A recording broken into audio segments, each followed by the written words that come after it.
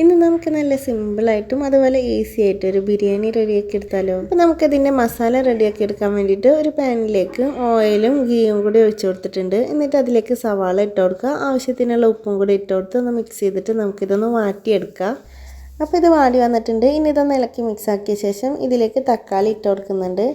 ശരിക്കും നമ്മൾ ഈ ഒരു ടൈമിൽ ഇഞ്ചി വെളുത്തുള്ളിയാണ് ഇട്ട് കൊടുക്കുന്നുണ്ട്. ഞാൻ മറന്നിട്ട് തക്കാളി ഇട്ട് കൊടുത്ത്.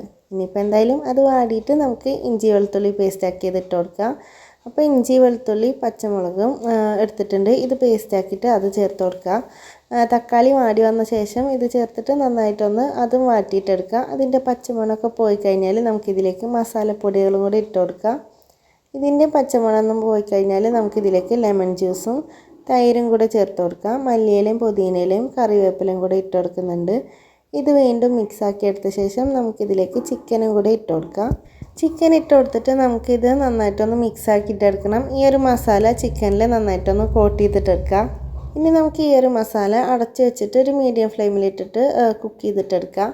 ആ ഒരു ടൈമിൽ നമുക്കിതിലേക്കുള്ള ഗീ റൈസ് റെഡിയാക്കി എടുക്കാം. അതിനുവേണ്ടി ഒരു പാൻ വെച്ച് ചൂടായ ശേഷം അതിലേക്ക് വെളിച്ചെണ്ണയും നെയ്യും ഇട്ട് കൊടുക്കുന്നുണ്ട്. ഹോൾ സ്പൈസസും ഇട്ട് കൊടുത്തിട്ട് സവാളയും കൂടി ഇട്ടിട്ടൊന്ന് വാട്ടിയിട്ടെടുക്കണം. ഇത് ചെറുതായി വാടി വന്നു കഴിഞ്ഞാൽ നമുക്ക് ഇതിലേക്കുള്ള വെള്ളം ഒഴിച്ച് കൊടുക്കാം. ആവശ്യത്തിനുള്ള ഉപ്പ് ചേർത്ത് കൊടുക്കുക. ലെമൺ ജ്യൂസും പിന്നെ ക്യാരറ്റ് ഗ്രേറ്റ് ചെയ്തതും കൂടെ ചേർക്കുന്നുണ്ട്.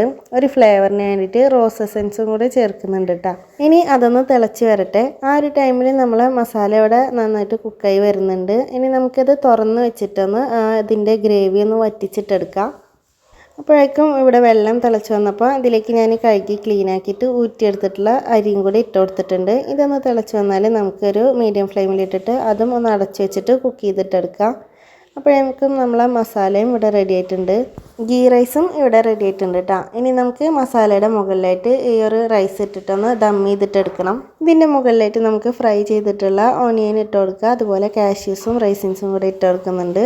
അതുപോലെ ഗരം മസാലപ്പൊടി ഒന്ന് ഇട്ട് കൊടുക്കുന്നുണ്ട്. ഇനി മല്ലിയിലയും പുതിനയിലയും ഇതുപോലെ കട്ട് ചെയ്തതും കൂടി ഇട്ട് കൊടുക്കുക. 2 ടേബിൾ സ്പൂൺ ഗീയും കൂടി ചേർത്ത് കൊടുക്കുക.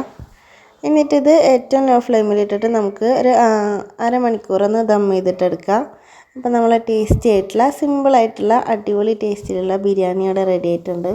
അപ്പോൾ നമുക്കിതിൻ്റെ മുകളിൽ നിന്ന് കുറച്ച് റൈസ് ഒന്ന് മാറ്റി കൊടുക്കുന്നുണ്ട്. അപ്പോൾ നമ്മളെ മസാലയൊക്കെ അവിടെ നല്ല കറക്റ്റായിട്ട് തന്നെ സെറ്റായി വന്നിട്ടുണ്ട്.